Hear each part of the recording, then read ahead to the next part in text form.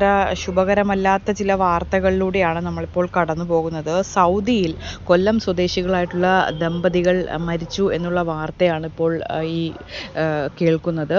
സൗദിയിലെ ബുറൈദയിലാണ് കഴിഞ്ഞ ദിവസം രാത്രിയോടുകൂടി ശരത്തിനെയും പ്രീതിയെയും മരിച്ച നിലയിൽ കണ്ടെത്തിയത്. ശരത്ത് ഇലക്ട്രിക് പ്ലംബിംഗ് ജോലികൾക്കായിട്ടാണ് ഈ സൗദി അറേബ്യയിലെ ബുറൈദയിൽ എത്തിയത്.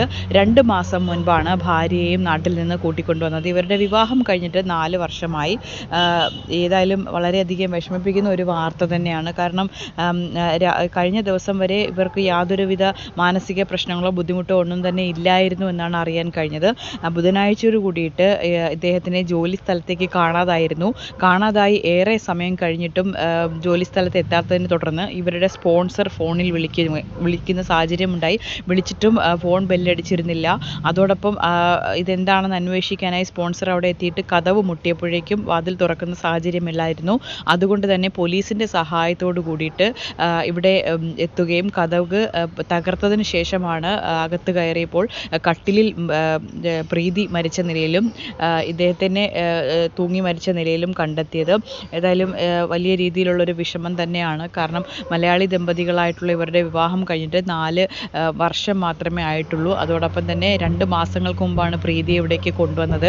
സാമ്പത്തിക കാരണങ്ങളാണോ മറ്റേതെങ്കിലും കുടുംബ പ്രശ്നങ്ങളാണോ ഇത്തരം ഒരു ആത്മഹത്യക്ക് ആത്മഹത്യയാണോ എന്നുള്ളത് വ്യക്തമല്ല. ഈ ഒരു മരണകാരണം എന്നുള്ളത് വ്യക്തമല്ല. ഏതായാലും ഇവരുടെ മൃതദേഹങ്ങൾ ഇപ്പോൾ ബുറൈദയിലെ ആശുപത്രിയിൽ സൂക്ഷിച്ചിരിക്കുകയാണ്. ഏതായാലും കുറച്ച് സമയങ്ങൾക്ക് ശേഷം ഇവരുടെ മൃതദേഹം ഇൻക്വസ്റ്റ് നടപടികൾ പൂർത്തിയായതിനു ശേഷം നാട്ടിലേക്ക് മൃതദേഹം കൊണ്ടുവരാനുള്ള കാര്യങ്ങളാണ് ഇപ്പോൾ നടന്നുകൊണ്ടിരിക്കുന്നത്. തൃശ്ശൂരിൽ വിൽക്കാനിട്ടിരിക്കുന്ന വസ്തുക്കൾ കാണിച്ച ശേഷം മോഹവില നൽകാമെന്നൊക്കെ ഉറപ്പ് നൽകിയിട്ടാണ് ഈ വസ്തു തട്ടിപ്പ് നടത്തുന്നത്. ജലീൽ എന്നയാളാണ് അഡ്വാൻസ് മേടിച്ചതിന് ശേഷം തട്ടിപ്പുമായി മുങ്ങിയിരിക്കുന്നത്. കോടികളാണ് ഇത്തരത്തിൽ ഇയാൾ സമ്പാദിച്ചിരിക്കുന്നതെന്നാണ് ഇപ്പോൾ കൊടുങ്ങല്ലൂർ പോലീസ് നൽകുന്ന വിവരം. എറിയാട് OS മില്ലിന് സമീപമാണ് ഈ ജലീൽ താമസിക്കുന്നത്. ഇദ്ദേഹത്തിൻ്റെ കൂട്ടത്തിൽ കുറച്ച് സംഘം ആളുകളുണ്ടെന്നാണ് അറിയാൻ കഴിഞ്ഞത്. വിൽക്കാനിട്ടിരിക്കുന്ന വസ്തുക്കൾ കാണിച്ച് വിശ്വാസം കൈപ്പറ്റിയ ശേഷം ഈ വസ്തു വാങ്ങിത്തരാമെന്ന രീതിയിൽ ഇവരെ സമീപിക്കുകയും അതോടൊപ്പം ഇവരുടെ കയ്യിൽ നിന്ന് വലിയൊരു തുക അഡ്വാൻസായി വാങ്ങിക്കുകയും ചെയ്യുന്നതാണ് ഇദ്ദേഹത്തിൻ്റെ രീതി. രാവിലെ വീടും പരിസരമൊക്കെ തന്നെ കാണിച്ചതിന് ശേഷം വൈകുന്നേരത്തോട് കൂടിയിട്ട് ഇവരെ സമീപിച്ചതിന് ശേഷം പറയും ഇതുപോലെ മറ്റൊരാൾ ഈ വസ്തു വാങ്ങിക്കാനായി വന്നിട്ടുണ്ട്. ഇപ്പോൾ നിങ്ങൾ വാങ്ങിച്ചു കഴിഞ്ഞാൽ ടോക്കൺ എടുത്തു കഴിഞ്ഞാൽ നമുക്ക് തന്നെ ഈ വസ്തു കിട്ടും എന്നുള്ള രീതിയിലൊക്കെ ഇവരെ പറഞ്ഞ് പ്രലോഭിപ്പിച്ചതിന് ശേഷമാണ് ഇയാൾ വസ്തുവിൻ്റെ അഡ്വാൻസായി വലിയ തുക മേടിക്കുന്നത്. ഇത്തരത്തിലൊരു സംഘം തന്നെ ഈ ഭാഗത്ത് പ്രവർത്തിക്കുന്നുണ്ടെന്നാണ് അറിയാൻ കഴിഞ്ഞത്. പണം വാങ്ങിയ ശേഷം ആ വസ്തു മറ്റൊരു കൂട്ടർ വാങ്ങിയതായി ഇവരോട് പറയുകയും അതോടൊപ്പം ഈ പണം നൽകിയവരെ പറ്റിക്കുകയും ചെയ്തതാണ് രീതി. ഇയാളും കുറച്ച് പറമ്പ് കച്ചവടക്കാരും ഇത്തരത്തിൽ ഒരു സംഘത്തിൽ ഏർപ്പെട്ടിട്ടുണ്ടെന്നാണ് അറിയാൻ കഴിഞ്ഞത്. ഈ പ്രദേശത്ത് ഈ അടുത്ത സമയത്തായിട്ട് സാമ്പത്തികമായി കുറച്ച് നല്ല രീതിയിൽ ജീവിക്കുന്ന പറമ്പ് കച്ചവടക്കാരെയൊക്കെ തന്നെ പോലീസ് അന്വേഷിക്കുന്നുണ്ട്. കാരണം പെട്ടെന്നായിരുന്നു ഇവരുടെയൊക്കെ സാമ്പത്തിക അഭിവൃദ്ധി ഉണ്ടായത്. അപ്പോൾ ഇത്തരത്തിലുള്ള ഉറവിടങ്ങൾ ഈ ആളുകളെയൊക്കെ പറ്റിച്ചും ഇത്തരത്തിൽ പണം തട്ടിയെടുത്തുമൊക്കെയാണോ ഇത്തരത്തിൽ ഇവർ സാമ്പത്തിക അഭിവൃദ്ധി നേടിയതടക്കമുള്ള കാര്യങ്ങൾ പോലീസ് അന്വേഷിക്കും. ഏതായാലും പല ആളുകളും ഇത്തരത്തിൽ അവിടെ പണം നഷ്ടപ്പെട്ട നിരവധി ആളുകളാണ് ഇത്തരത്തിൽ പരാതിയുമായി എത്തിയിരിക്കുന്നത്. ചിലരൊക്കെ തന്നെ പരാതിയുമായി മുന്നോട്ട് വരാൻ മടിക്കുന്നു. കാരണം ഇത്തരത്തിൽ വേറെ ഏതെങ്കിലും തരത്തിലുള്ള തട്ടിപ്പ് സംഘങ്ങളാണോ അല്ലെങ്കിൽ മറ്റെന്തെങ്കിലും തട്ടിപ്പിന് ഇരയായിട്ടുണ്ടോ എന്നുള്ളതൊക്കെ പോലീസ് അന്വേഷിക്കും.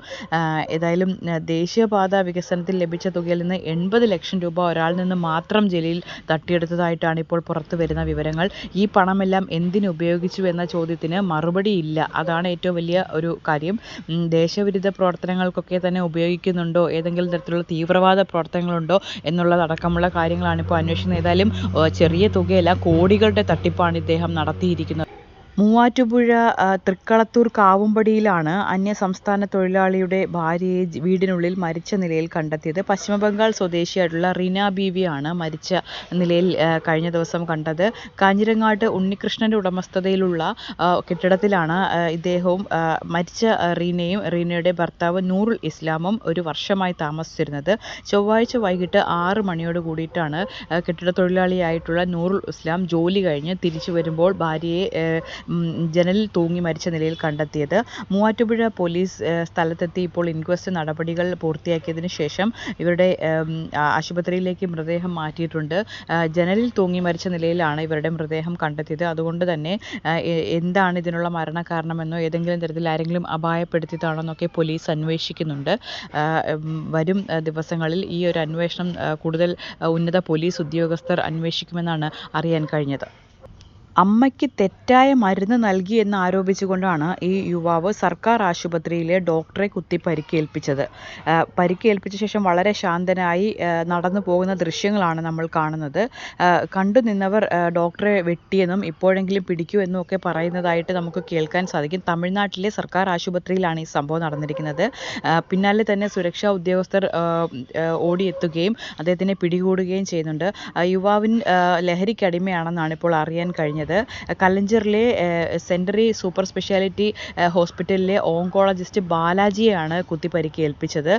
കുത്തി 6-7ഓളം കുത്തുകൾ ശരീരത്തിലുണ്ട്.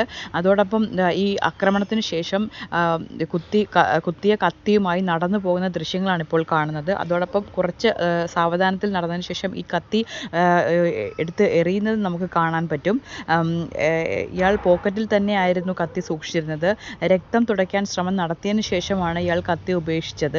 ഇതിനിടെ ഇപ്പോഴെങ്കിലും ഒന്ന് പിടിക്കുമെന്ന് വലിയ രീതിയിൽ ഒച്ചപ്പാടുണ്ടാക്കുന്നു. അവിടെ നിൽക്കുന്ന ആളുകളൊക്കെ തന്നെ വലിയ രീതിയിൽ ഒച്ചയും ബഹളവും ഉണ്ടാക്കുന്നത് നമുക്ക് കേൾക്കാൻ സാധിക്കും. ആക്രമണത്തിന് ശേഷം രക്ഷപ്പെടാൻ ശ്രമിക്കുകയായിരുന്നു. വളരെ ശാന്തനായി ആരെയും ഓടി രക്ഷപ്പെടുന്നതിന് പകരം വളരെ ഒന്നും സംഭവിക്കാത്ത മട്ടിൽ നടന്നു പോകുന്ന ദൃശ്യങ്ങളാണ് കാണുന്നത്. ഏതായാലും ഇയാളെ പിടിക്കാൻ പറഞ്ഞതോടുകൂടി തന്നെ സുരക്ഷാ ജീവനക്കാർ എത്തുകയും അതോടൊപ്പം ഇയാളെ പിടികൂടുകയായിരുന്നു. ഏതായാലും വലിയ രീതിയിൽ ജനങ്ങൾ കൂട്ടം കൂടി ഇയാളെ ആക്രമിക്കാനുള്ള സാഹചര്യം ഉണ്ടായിട്ടുണ്ടായിരുന്നു. അപ്പോൾ ക്യാൻസർ രോഗിയായിരുന്നു ഇദ്ദേഹത്തിൻ്റെ അമ്മ എന്നാണ് അറിയാൻ കഴിഞ്ഞത്. ഈ ഡോക്ടർ ബാലാജി ആയിരുന്നു ഇവരെ ചികിത്സിച്ചിരുന്നത്. അപ്പം മാതാവിനോടൊപ്പം കഴിഞ്ഞ ദിവസം ആശുപത്രിയിലെത്തിയ യുവാവ് അമ്മയ്ക്ക് തെറ്റായ മരുന്ന് നൽകി എന്ന് സംശയിച്ചാണ് ആക്രമണം നടത്തിയെന്ന് പറയുന്നു. ഏതായാലും ഇയാൾ ഒരു ആയ ആളാണ്. അതോടൊപ്പം തന്നെ ഈ ഒരു ഹൃദ്രോഗിയായിട്ടുള്ള ഡോക്ടർ കൂടിയായിരുന്നു പരിക്കേറ്റത് എന്നുള്ളതാണ് ഏറ്റവും സങ്കടകരമായ കാര്യം. പക്ഷേ ഇപ്പോൾ അദ്ദേഹത്തിൻ്റെ ആരോഗ്യനില തൃപ്തികരമാണെന്നും അറിയാൻ കഴിഞ്ഞു. കൊച്ചിയിലെ ലഹരിമരുന്ന് സംഘത്തിൽപ്പെട്ട സുഹൃത്തുക്കളെക്കുറിച്ച് എക്സൈസിന് വിവരങ്ങൾ നൽകിയതിനാണ് ഈ യുവാവിന് ക്രൂരമായ മർദ്ദനം ലഭിച്ചത്. മൂവാറ്റുപുഴ സ്വദേശി അനുമോഹനാണ് ഇപ്പോൾ മർദ്ദനമേറ്റിരിക്കുന്നത്. സമൂഹ മാധ്യമങ്ങളിൽ പ്രചരിക്കുന്ന ഈ ദൃശ്യങ്ങളുടെ അടിസ്ഥാനത്തിൽ പോലീസ് അന്വേഷണം നടത്തിയിട്ടുണ്ടായിരുന്നു. മൂവാറ്റുപുഴ ആനിക്കാട് 2 ദിവസം മുൻപാണ് ഈ സംഭവം നടന്നത്. ചെങ്ങറ കോളനിക്ക് സമീപത്താണ് യുവാവിനെ സുഹൃത്തുക്കൾ ചേർന്ന് കെട്ടിയിട്ട് മർദ്ദിക്കുന്നത്. എന്നിട്ട് കെട്ടിയതിനു ശേഷം ഇവർ തന്നെയാണ് ഈ ദൃശ്യങ്ങൾ സമൂഹ മാധ്യമങ്ങളിൽ പ്രചരിപ്പിച്ചത്. ലഹരി സംഘങ്ങളെക്കുറിച്ച് എക്സൈസിനും പോലീസിനും വിവരം നൽകിയതിലുള്ള മുന്നറിയിപ്പ് നൽകിയതിനെ തുടർന്നുള്ള പകയാണ് ഇത്തരത്തിലുള്ള മർദ്ദനത്തിന് കാരണമായത്. നേരത്തെ തന്നെ ഈ പ്രദേശങ്ങളിൽ ആനിക്കാട്, വാഴക്കുളം മേഖലകൾ വിദ്യാർത്ഥികൾ ഉൾപ്പെടെ ലഹരി ഉപയോഗം വ്യാപകമാണെന്നൊരു പരാതി ഉണ്ടായിരുന്നു. ഇതന്വേഷിച്ച് എക്സൈസ് ഉദ്യോഗസ്ഥർക്ക് അനുമോഹൻ സുഹൃത്തുക്കളുടെ പേരുൾപ്പെടെ നൽകിയെന്നാണ് വിവരം. ഇതിനെ തുടർന്നാണ് സുഹൃത്തുക്കൾ തന്നെ ഇദ്ദേഹത്തിനെ കെട്ടിയിട്ട് മർദ്ദിച്ചതിന് ശേഷം ഇത്തരം ദൃശ്യങ്ങൾ സമൂഹ മാധ്യമങ്ങളിൽ തന്നെ പ്രചരിപ്പിച്ചു. വീട്ടിൽ നിന്ന് വിളിച്ചിറക്കി കൊണ്ടുപോയ ശേഷമാണ് ഈ യുവാവിനെ ഇവർ കൈകാര്യം ചെയ്തത്. മർദ്ദിച്ചതിൽ ഭൂരിഭാഗം പേരും ഈ സുഹൃത്തുക്കൾ തന്നെയാണെന്നാണ് അറിയാൻ കഴിഞ്ഞത്. ഇവരെല്ലാവരും സ്ഥിരമായി ഈ രാസലഹരി ഉപയോഗിക്കുന്നവരാണെന്നാണ് ഇപ്പോൾ അറിയാൻ കഴിഞ്ഞിരിക്കുന്നത്. മർദ്ദനമേറ്റ അനുമോഹൻ ഇപ്പോൾ മൂവാറ്റുപുഴയിലെ സ്വകാര്യ ആശുപത്രിയിൽ ചികിത്സയിലാണ്.